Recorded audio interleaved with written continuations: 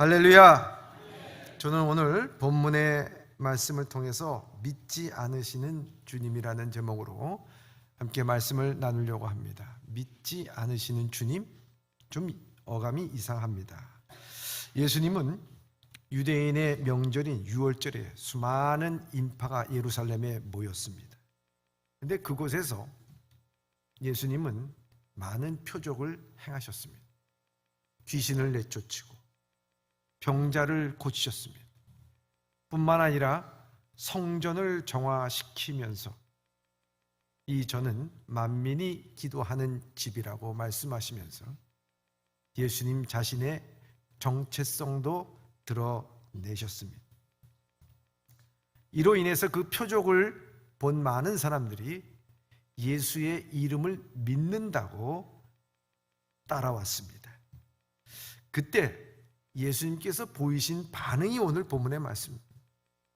그 표적을 보고 따라온 그 사람들에게 예수님은 어떻게 했느냐? 그들에게 자기의 몸을 의탁하지 않으셨다, 이렇게 기록되어 있습니다. 오늘 본문의 말씀 요한복음 2장 23절과 24절 상반절을 한번 다시 읽겠습니다. 시작. 유월절에 예수께서 예루살렘에 계시니 많은 사람이 그의 행하시는 표적을 보고 그의 이름을 믿었으나 예수는 그의 몸을 그들에게 의탁하지 아니하셨으니, 예수님은 그의 몸을 의탁하지 아니하셨다 말씀합니다. 다시 말하자면 그들을 믿지 않았다는 말씀입니다. 예수님은 예수님의 이름으로 예수님을 쫓는 자들에게 그렇게 말씀하신 것입니다. 예수님을 생각해 볼 때 우리 전혀 이해가 가지 않는 말씀입니다. 예수님은 아무리 큰 죄인이라도 그 죄인이 회개할 때 믿어주시고 받아주십니다. 마지막 십자가 상에서 한평 강도가 한평생 죄를 짓고 단 순간에 예수 그리스도를 인정하고 당신의 나라에 임할 때 나를 기억해달라고 하는 그 한마디를 믿으신 거예요.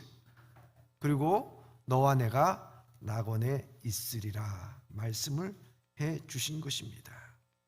그런데 예수님은 자기의 이름을 믿고 따르는 자들에게 자기의 몸을 의탁하지 않고 믿지 않으셨다라는 말씀을 합니다. 왜 그렇게 됐을까? 무엇 때문에 주님께서는 그렇게 말씀하셨을까를 묵상해 보면 이건 누구의 문제가 있는 것이 아니라 오늘 이 말씀을 통해서 저와 여러분들에게 지금 이 순간에도 믿음에 대한 가이드라인, 우리가 믿음에 대해서 주님께서는 어떻게 우리를 인도하고 나가시나 하는 그 가이드라인을 우리에게 보여주고 계시는 것입니다. 그래서 오늘 본문의 말씀을 통해서 오늘 우리는 믿음의 가이드라인을 잘 따라가야 된다 하는 것을 말씀하고 있습니다. 예수님께서는 이 땅에 사람들을 믿으신 것이 아닙니다. 그 믿는 것보다도 더 높은 차원의 것을 우리에게 주셨으면 그것은 다른 것이 아니라 사랑입니다. 주님께서는 우리를 믿는 것보다도 우리의 모두를 다 주님의 품 안에서 사랑해 주셨다는 것입니다. 여러분, 이 사랑은요, 세상에 어떤 것도 그 사랑은 가둬놓을 수가 없습니다. 여러분, 사랑은요, 우리를 해방시켜 주는 것입니다. 그래서 바울은 그 사랑에 대해서 이렇게 표현을 하고 있습니다. 에베소서 3장 18절서부터 19절의 말씀입니다. 한번 읽겠습니다. 시작. 능히 모든 성도와 함께 지식에 넘치는 그리스도의 사랑을 알고 그 너비와 길이와 높이와 깊이가 어떠함을 깨달아 하나님의 모든 충만하신 것으로 너희에게 충만하게 하시기를 구하노라. 아멘. 하나님의 사랑을 깨달을 때는요, 그 넓이와 깊이와 높이라고 하는 것은 상상할 수가 없다고 하는 것입니다. 근데 그 사랑을 깨닫게 되면 하나님의 충만함이 우리 가운데 들어온다는 거예요. 얼마나 놀라운 일입니까? 하나님의 사랑의 충만함, 하나님의 충만은 온 우주와 만물을 창조하시고 우리의 모든 생사합을 주관하시는 하나님의 충만함이 그 하나님의 사랑을 깨달을 때 우리 가운데 확 들어오니까 이 세상에 그것을 가둬놓을 만한 것이 없다라고 하는 것입니다. 우리는 세상에서 만족하지 못할 것에 대해서 그것이 나를 충족시킬 것이라고 그것을 잡으려고 발버둥 치면서 살아가지 않습니까? 그럴수록 우리의 인생은 더 피폐해지고 더 부정적이게 피해의식과 열등의식과 거절감에 시달리게 되어 있습니다. 주님은 오늘 본문의 말씀을 통해서 자기의 이름을 믿고 따르는 자들에게 의탁하지 않으셨다는 것은 바로 인간에 대한 사랑, 죄인에 대한 사랑을 하지 않으셨다는 것이 아니라 인간이 갖고 있는 탐욕과 그것을 충족시키려고 하는 그들의 마음에 따르지 아니하시고 개의치 아니하시고 그것에 부응하지 아니하셨다는 말씀을 우리에게 해주고 있는 것입니다. 그래서 주님은 요한복음 2장 24절 하반절과 요한복음 2장 25절 하반절에 이렇게 말씀하고 있습니다. 시작. 이는 친히 모든 사람을 아심이요 이는 그가 친히 사람의 속에 있는 것을 아셨음이니라. 아멘. 주님은 저와 여러분 한 분 한 분을 아신다는 겁니다. 그 속마음까지 다 아신다는 것입니다. 이걸 여러분들은 깊이 생각해야 하는 것입니다. 그것은 진정한 영혼의 만족이 아니라 표적을 보고 자신의 만족을 채우기 위해서, 자신의 탐욕을 채우기 위해서, 자기의 욕구를 채우기 위해서 예수님을 통해서 뭔가 얻고자 했던 그 많은 그들의 속마음을 주님께서는 아셨다는 것입니다. 진정한 영혼의 삶이 아니라 영혼과 무관한 육체의 안락과 편함과 욕망의 충족함만을 위하여 살아가는 그들을 아셨다는 것입니다. 그래서 그 후에도 많은 사람들이 예수님 자신을 따를 때 그 목적이 영혼과 하나님 나라와 무관한 경우에 주님께서는 이렇게 말씀하십니다. 썩을 양식을 위하여 일하지 말고 영생하도록 있는 양식을 위하여 하라 말씀하고 있습니다. 썩을 양식을 위해서 일하지 말라고 말씀하고 있습니다. 또한 신앙 추구의 목적과 관계없이 신앙생활을 하는 자들에게 참 신앙의 본질을 깨닫게 하려는데 노력이 있었다는 것입니다. 다만 세상의 목적을 두고 신앙생활을 하는 사람들은 신앙생활을 통해서 더 이상 예수님으로부터 하나님으로부터 얻을 것이 없는 그들은 예수님을 떠날 수밖에 없는 존재라고 하는 것을 예수님은 이미 아신 것입니다. 노아의 방주에서 까마귀는 더 이상 머물러야 될 곳이 아니라는 것을 알 때 까마귀는 떠났습니다. 얻을 것이 없다라고 했을 때 까마귀는 떠난 거예요. 오늘도 마찬가지입니다. 세속적인 욕망과 자기 탐욕과 이기주의와 자기 마음의 만족을 위해서 더 이상 교회에서 신앙생활에서 우리가 믿음 생활에서 더 이상 얻을 것이 없다고 하면 떠나는 것처럼 그런 떠남이 있으면 떠남이 있는 자들에게 주님은 몸을 맡기지 아니하셨다 하는 것입니다. 따르는 무리를 믿지 않으시는 주님, 육신의 목마름이 아닌 영혼의 만족함을 위한 가이드라인, 그 가이드라인을 오늘 우리에게 제시하고 있다는 것입니다. 딱 세 가지로 여러분들에게 말씀드리고 싶습니다. 여러분들도 이 말씀에 예수님께서 왜 그들에게 자기의 몸을 의탁하지 아니하였는가를 분명히 깨닫는 것은 그들이 믿지 못할 존재가 아니라 바로 우리 자신이라고 하는 사실을 말씀하고 있는 것입니다. 첫째입니다. 첫째, 우리 자신은 신뢰할 만한 존재가 아니라는 것입니다. 주님께서 자기를 따르는 무리들에게 자기의 몸을 의탁하지 않고 자기가 믿지 않았다는 것은요, 믿을 만한 존재가 아니라 내 자신을 한번 생각해 보라는 거예요. 너희들 자신 스스로가 너희가 믿을 만한 존재인가? 과연 그걸 말씀하고 있는 것입니다.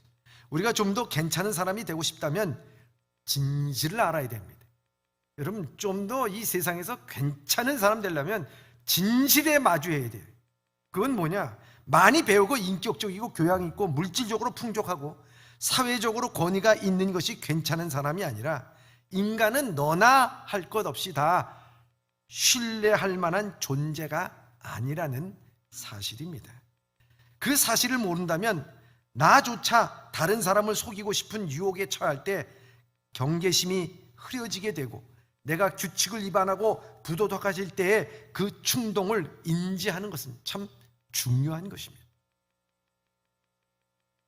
노이스턴 대학의 심리학 교수이자 신뢰의 법칙이라고 하는 책의 저자인 데이비드 데스테노라고 하는 교수가 있습니다.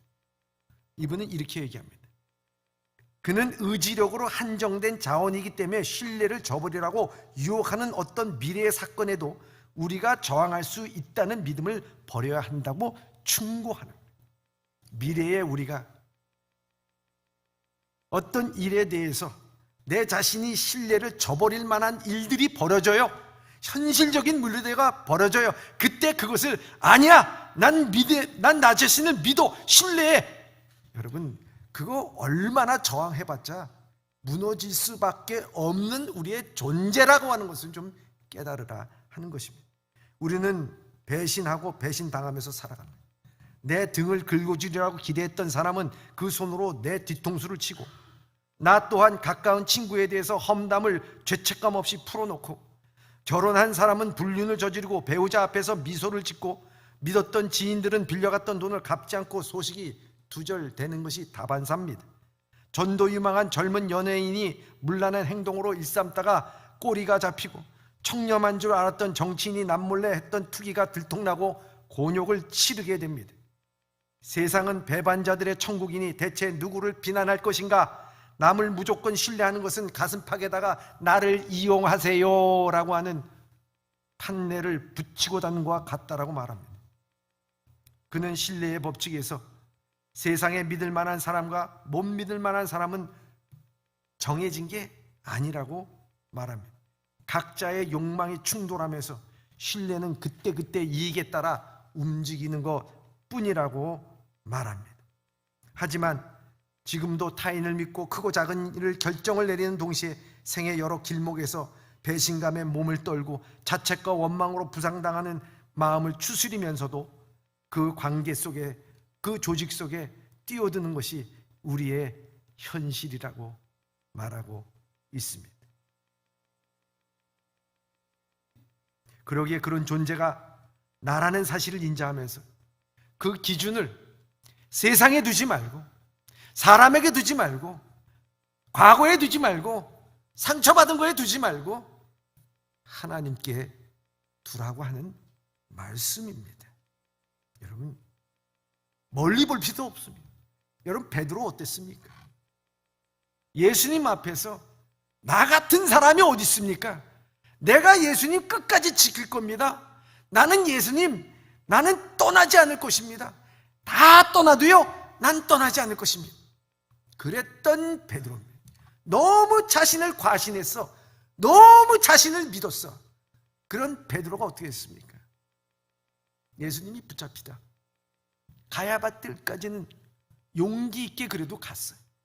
그러나 어디서 무너졌습니까? 고문에 무너졌습니까? 수많은 사람들이 공격하는데 무너졌습니까? 자기의 약점을 물고 늘어지는 자 앞에서 무너졌습니까? 아니지요. 정말 보잘것없는 한 여종이 너도 예수와 함께한 갈릴리 그 사람이라, 그 한마디에 무너져서 예수님을 배반하고 저주하고 맹세했던 이 베드로입니다. 사람이 자기 자신이 무너지는 데는요, 순식간에 무너지는 거예요. 과신할 수가 없는 거예요. 그러고 나서 그는 통곡을 합니다. 왜 통곡합니까? 왜 통곡합니까? 그 자신이 너무너무 부끄러웠어요. 그러나 보다 더 중요한 것은 예수님의 자기에게 하신 말씀이 기억난 거예요.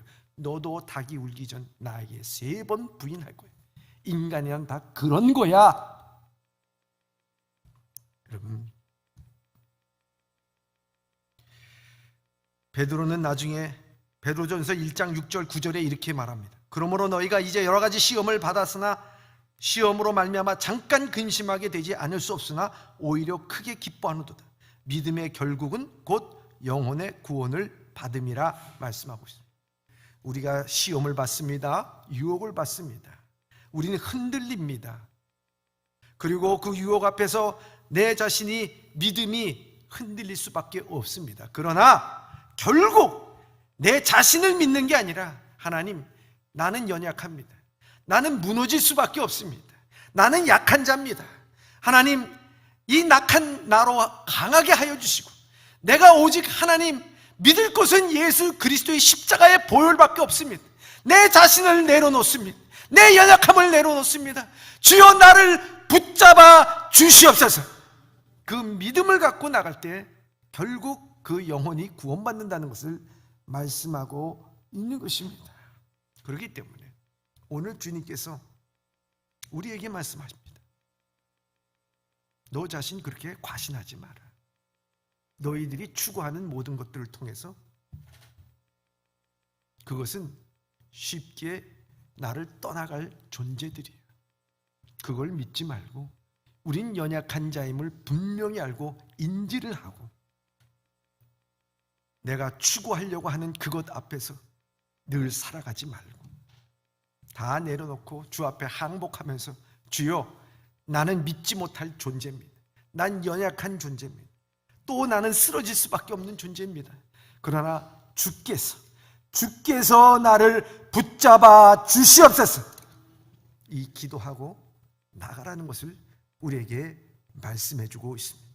그것이 주님께서 우리에게 보여주신 믿음의 가이드라인입니다. 두 번째입니다. 둘째, 상황을 신뢰하지 말라. 상황을 신뢰하지 말라는 것입니다. 여러분, 우리가 자신을 포함해서 타인들도 정직하면서 동시에 부정직한 존재라는 사실이 우리에게는요, 어느 정도 위로를 줍니다. 이렇게 될 때 우리가 좀 더 나은 사람이 될 수 있을 거라고 얘기합니다. 한번 여러분들 생각해 보시기 바랍니다. 속으로 한번 여러분들 대답해 보시기 바랍니다. 누군가를 믿을 만한 사람이다. 우리는 누군가가 믿을 만한 사람이다. 이렇게 여러분들을 정의할 수가 있겠습니까? 여러분들은 마음속에 생각하는 사람들 가운데 저 사람은 믿을 만한 사람이다. 여러분, 그런 것이 있습니까? 여러분, 근데 사실은요, 이 질문이 틀렸다는 거예요. 여러분, 오늘 우리에게 있어서는 중요한 게 뭐냐? 누군가가 이 시점에서 믿을 만한 사람인가라고 바꿔서 생각해야 한다는 것입니다. 고정된 믿음은 심리적으로 안정감을 주겠지만 어리석은 판단이다 하는 것입니다. 왜? 우리의 상황은 늘 가변적이고 변할 수밖에 없다는 것을 우리에게 말씀하고 있습니다. 사람들이 눈앞에 돈과 권력에 즉시 반응합니다. 부와 권력은 장기적으로 이익보다는 단기적인 충동에 집중하게 만들기 때문에 신뢰를 예측할 수가 없는 변수가 되는 것입니다. 가령 갑자기 돈이나 권력이 얻을 만큼 환경이 됐을 때 우리의 자신도 놀랍니다. 우리가 하는 결정도 다릅니다. 믿음, 신앙, 돈이 뭐가 문제입니까? 여러분, 그래도요, 그 앞에 100억이 주어진다고 생각해 보세요. 생각 달라져요. 결정 달라집니다. 여러분, 어느 시점에서 이 사람이 믿을 만한 사람인가? 그게 우리에게선 중요하다고 하는 것입니다. 실질적으로 실험을 했다는 거예요. 로스쿨, 하버드 대학교에서 게임을 하면서요, 이 게임에 있어서 이기는 사람이 돈을 가져간다 이렇게 했을 때 다른 집단보다도요, 어떤 집단이 돈을 많이 가져갔대요. 근데 그 집단을 조사해 보니까 그 집단 앞에는요, 돈을 수북하게 쌓아놨고 그걸 보게 만들었다는 거예요. 그러니까 게임을 조작해 가지고 그 돈을 더 가져가더라는 거예요. 사람이 상황에 따라 변할 수밖에 없는 그런 모습이에요. 오늘 예수님을 따르겠다고, 그 이름을 믿고 따르겠다고 하는 이 무리들이 예수님께서 그들의 속마음을 아셨어요. 너희들은 표적을 본 까닭이고 너희들은 지금 너희들의 필요와 충족에 대해서 내가 채워줄 것 같으니까 지금 나를 따르지.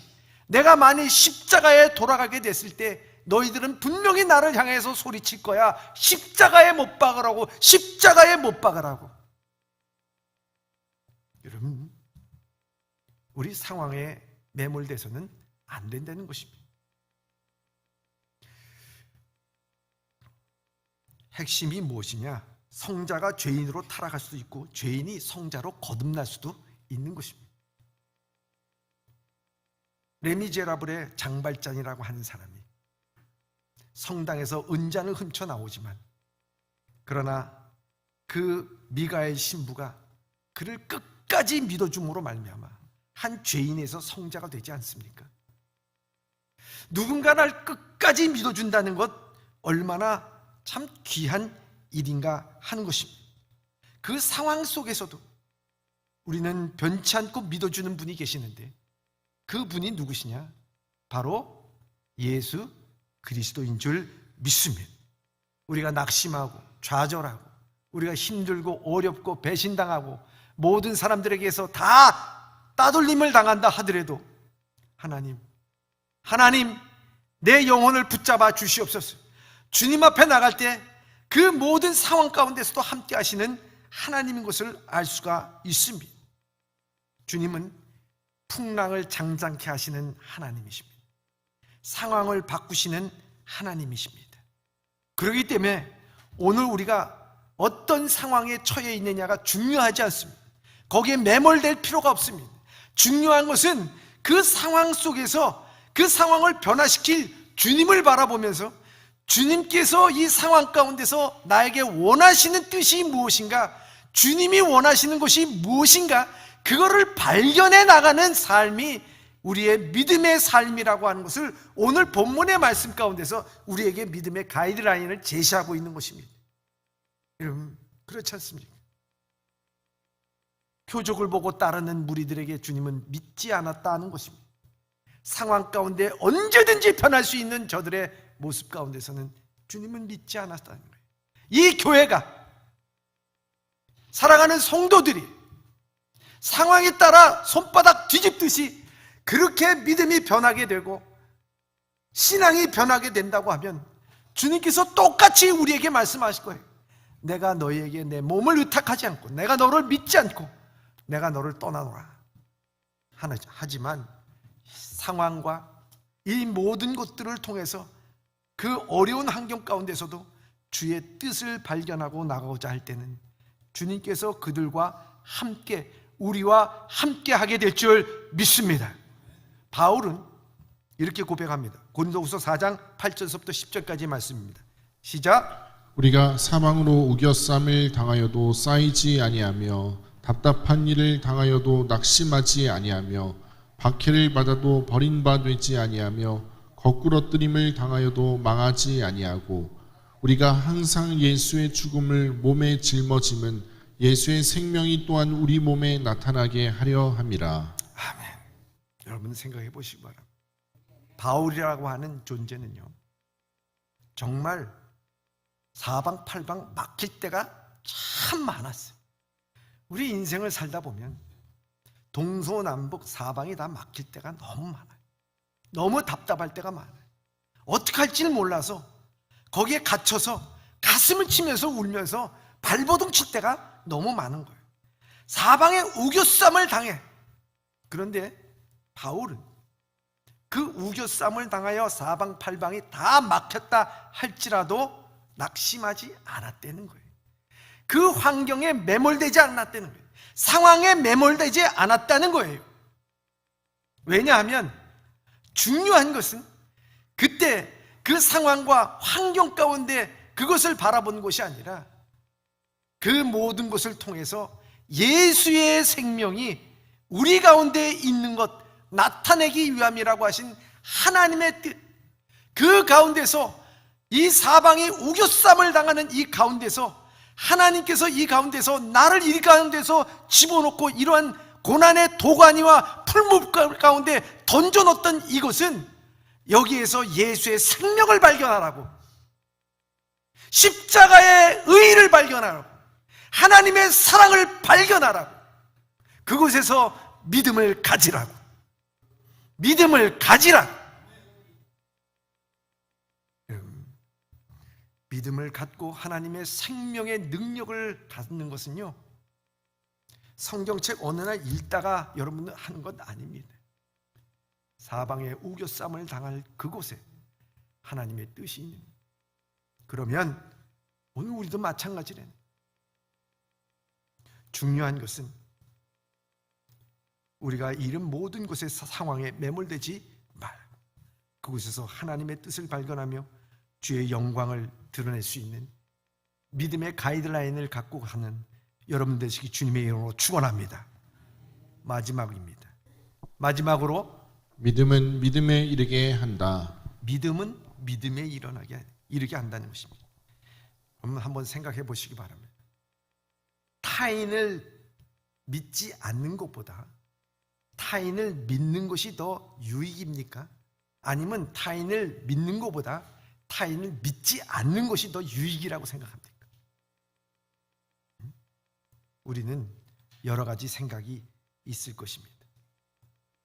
여기에서 주님께서는 그들을 믿지 아니하셨다고 하는 것은 나중에 주님께서 이 땅에 세우실 믿음의 공동체, 이 교회 공동체에 어떤 존재들이 이 교회 공동체를 이루어야 될 것인가에 대해서 이미 그들에게 말씀하고 있습니다. 생각해 보십시오 바랍니다. 이 교회가 모인 구성원들이 자기의 욕구에 따라서, 욕망에 따라서 여러분 이합집산으로 서로 모여서 믿음 생활한다고 모였지만 자기 욕구가 충족이 되지 않아, 자기 생각이 충족이 되지 않아, 자기 생각이 관철되지 않아, 그랬을 때 나는 교회고 뭐고 직분이고 뭐고 난 떠날 거야. 여러분 그게 교회가 됩니까? 그게 하나님 나라가 이루어집니까? 절대 이루어질 수가 없다는 거예요. 주님께서는 그들에게 몸을 맡기지 않았어요. 주님께서는 그 교회의 머리가 되지 아니하신다는 것입니다. 주님께서는 오늘 우리에게 믿음을 주시고 사랑을 주시고 우리와 함께 서로 협력하여 믿어라 하는 것을 우리에게 말씀하고 있습니다. 복음서에 보면 이런 내용이 나옵니다. 심하게 오랫동안 중풍병을 걸렸던 그 친구가 있었습니다. 근데 이 친구를 고치기 위해서 4명의 친구들이 들것을 들고 예수님 앞에 가고자 했습니다. 예수님 앞에 가면은 고침을 받을 수 있으리라고 생각하고 갔습니다. 그런데 수많은 사람들이 있어서 에워쌌기 때문에 지붕으로 올라가서 지붕을 뚫고 자기 친구를 내렸습니다. 예수님 앞에 내려 예수님께서 그걸 보시고 뭐라고 말씀하셨냐면요, 예수께서 저희의 믿음을 보시고 중풍병자에게 이르시되 소자야 내 죄사함을 받았느니라 말씀.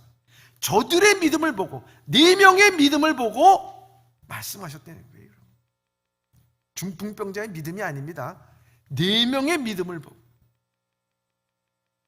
교회는 바로 한 영혼이 살고 죽는 것은 그 영혼의 문제가 아니라 공동체의 문제라는 거예요. 여러분 각자 한 사람 한 사람이 함께 있을 때 그것이 교회가 사는 길이고 서로 믿고 나갈 때 교회가 사는 길이라는 것을 말씀하고 있는 것입니다. 생각해 보시기 바랍니다. 그 4명이 예수님 앞에 가서 이 친구의 중풍병자 친구를 고치려고 할 때 그들에게 앞에 있던 방해물이 뭐였습니까? 무리들이었습니까? 아니면 옥상에 올라가서 그 뜯는 것이 문제였습니까? 그랬을 때 우리가 생각하기에 그거 안 돼, 사람들 너무 많아가지고 다음에 가자, 시간 있을 때 가자, 그 남의 집 뜯는 것도 허락받아야 돼, 그거 잘못됐다가 고소고발 당한다니까, 할 수가 없어, 다음에 하자고. 우리 여러분, 그들의 방해는요 무리들도 아니고 지붕에 그 올라가는 일도 방해가 아니었습니다. 진짜 방해는 뭐냐? 그들 마음에 있는 불신, 그들 마음에 있었던 불가능, 그들 마음에 있었던 불신에 대한 신뢰와 친구에 대한 사랑이 과연 있는가 없는가에 대한 갈등.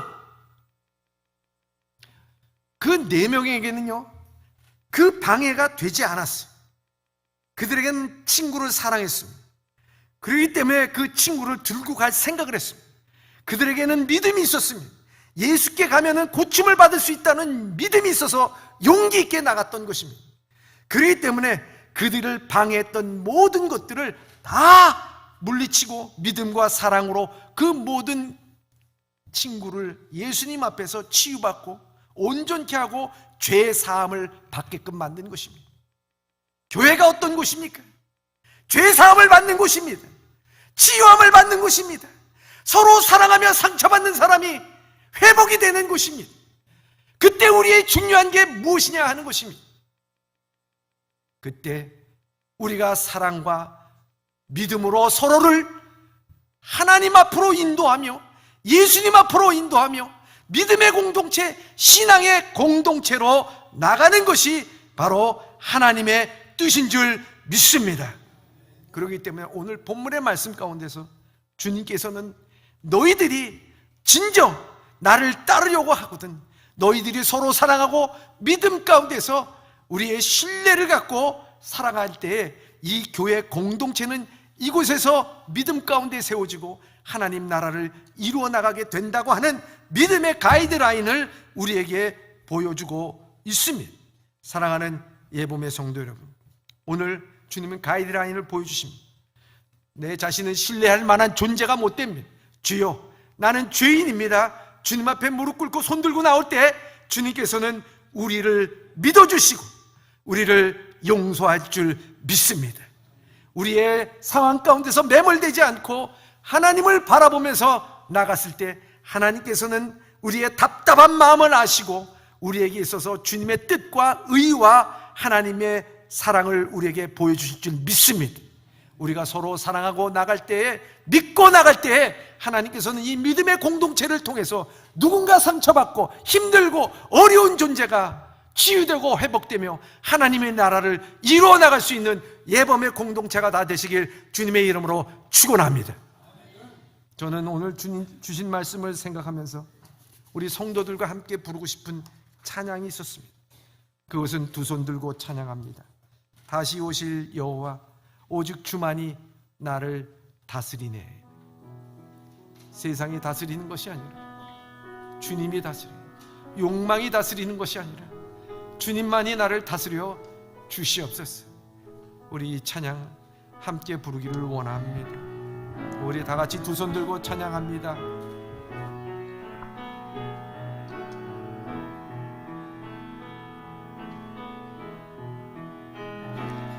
두 손 들고 찬양합니다. 다시 오실 왕 여호와께 오직 주만이 나를 다스리네.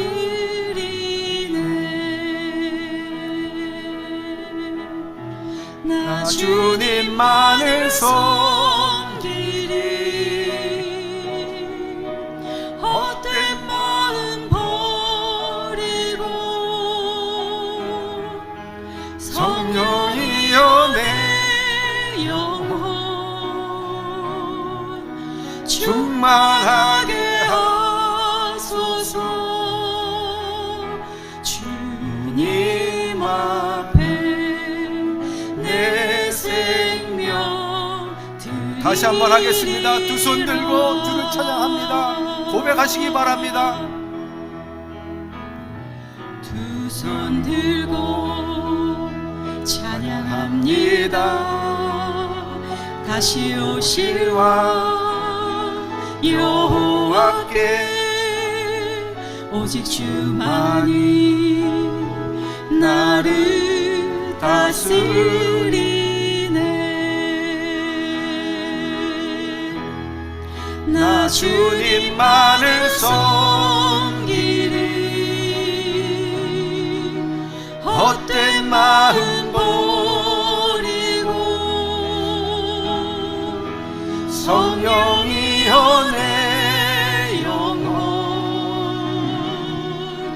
충만하게 하소서.